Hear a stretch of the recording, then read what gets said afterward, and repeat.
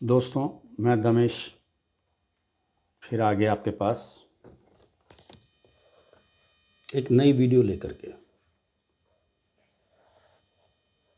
तो आज का मेरा विषय है विश्वास। तो वीडियो शुरू करने के पहले मेरी आपसे एक रिक्वेस्ट है, मेरे वीडियो को लाइक सब्सक्राइब ज़रूर कर दीजिएगा और कुछ कमेंट्स दीजिए। आपको मेरे वीडियो में कोई कमी लगती है या कुछ अच्छा लगता है, आप कमेंट्स में ज़रूर दीजिए, जिसको मैं ठीक करके आगे के वीडियो में खुद को और अच्छा आपको बताने का प्रयास करूँगा। क्योंकि मेरी सारी मेहनत आपके कमेंट्स पर, आपके लाइक पर और आपके सब्सक्राइब पर निर्भर करती है। तो शुरू करता हूँ।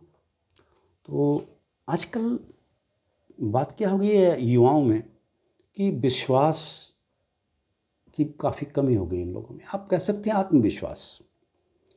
वो सोचते हैं ये मैं काम करता हूँ, मेरा काम होता नहीं है। ऐसे 2-3 काम से गुज़र जाने के बाद वो कहते हैं कि अरे भाई, और कितना प्रयास करूँ, मैं जो भी काम करता हूँ उसका मुझे कोई फल नहीं मिलता। तो भाई प्रयास फिर कीजिए, करते रहिए, क्योंकि बच्चा भी गिरता और उठता रहता है, फिर चलना सीखता है। आप पर कोई फेल होने का ठप्पा नहीं लगा हुआ कि आप ज़िंदगी में जो भी काम करोगे वो पूरा नहीं होगा या उसका आपको फल नहीं मिलेगा। करते रहिए, अपने प्रयास को जारी रखिए, लेकिन पूरे डेडिकेशन के साथ, पूरे 200% के साथ। आपका रोम रोम उसमें लगा हुआ होना चाहिए। उसके बाद भी अगर कुछ नहीं होता तो आप फिर अगला प्रयास करिए, क्योंकि प्रयास करने से ही किनारे मिलते हैं।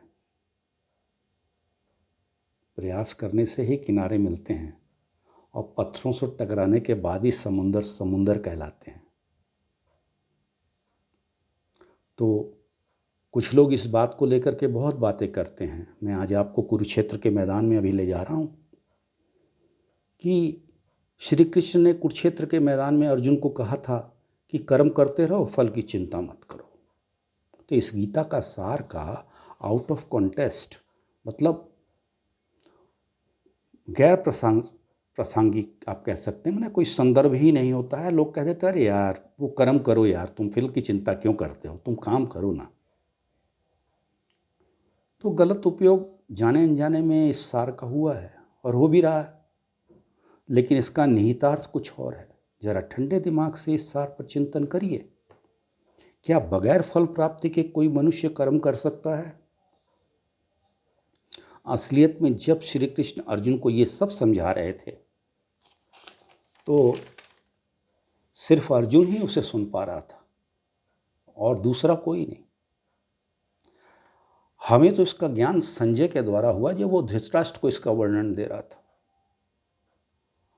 ये अर्जुन और श्री कृष्ण का ये एक सत्संग था, जो आज आप भी जब भी कोई सत्संग में जाओ या जाते हो अगर, तो वहाँ पर जो कुछ भी आप सुनते हो अच्छा, आप आकर के अपने दोस्त को जब कुछ बताते हो तो उसका सार बताते हो कि भाई आज वहाँ पर ये बात बताई गई। तो सार तो जब बताते हैं तो ये बात भी प्रचलित हो गई कि भाई कर्म करो और फल की चिंता मत करो। तो ये बात श्री कृष्ण ने कोई गलत नहीं कही, उन्होंने बिल्कुल 100% सही कही। और जो उस समय के संदर्भ में, मतलब महाभारत काल के समय में जब वो अर्जुन को ये संदेश दे रहे थे, या ये कहिए कि उन परिस्थितियों के अनुसार ये बात सही थी, उसी अनुसार अर्जुन को समझा रहे थे। सो अगर आप कोई काम अपने हाथ में लेते हैं तो अपनी पूरी शक्ति, अपना रोम रोम उस काम की पूर्णता में लगा दीजिए, जो वो अर्जुन को कह रहे थे। तो इतनी शक्ति कि आपका उस विषय में 200% लगा हुआ हो, इससे कम बिल्कुल नहीं। इसके बावजूद कुछ फैक्टर्स ऐसे आते हैं ज़िंदगी में जो आपके हाथ में नहीं होते। तो जब आप अपना पूर्ण समर्पण, एनर्जी डेडिकेशन इसमें लगा रहे हो, तो यहाँ तो आसक्ति फल की रखनी ही पड़ेगी। और नहीं रखेंगे तो उस काम की एनर्जी कैसे आएगी। लेकिन इसके बाद की सिचुएशन जहाँ आपका कोई वश ना हो, वहाँ से आप खुद को डिटैच कर। भाई इसी बात के लिए ही श्री कृष्ण कहते हैं कि कर्म करो, फल की चिंता मत करो। जिन परिस्थितियों पर आपका बस नहीं है, कर्म करने पर तो आपका बस है और पूरा आप उसमें अपना योगदान दे रहे हो, उसके बावजूद आप देखते हो कि मेरा काम सफल नहीं होता, तो इसके लिए आप पहले तो अपनी कोई कमियां खोजिए, कोई रह गई तो नहीं 200% देने में। और अगर वो 200% हैं फिर भी नहीं हुई, तो इसमें वो फैक्टर जिम्मेदार हैं जिसके ऊपर आपका कोई बस नहीं है।